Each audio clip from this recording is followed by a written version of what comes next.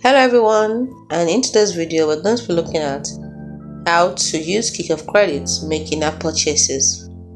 So we'll give you a step-by-step guide on how to do this. First step you need to do is to launch the app that accepts Kikoff credit. Next, you have to choose Kikoff credit as your payment method during checkout. Step 3 is to enter your Kikoff credit account information like your account username and password. Then set to authorize the transaction by confirming transaction details. Next, you have to finish the checkout process and the payment will be deducted from your Kikoff credit account. It's as simple as that. It's important for you to note that you must have sufficient credit available in your Kikoff credit account to do this, so make sure it is sufficient.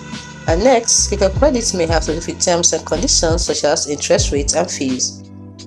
Always keep your Kikoff credit account information secure to prevent unauthorized transaction. Hope you found the video helpful. Do not forget to like and subscribe to the channel for more. Thanks for watching.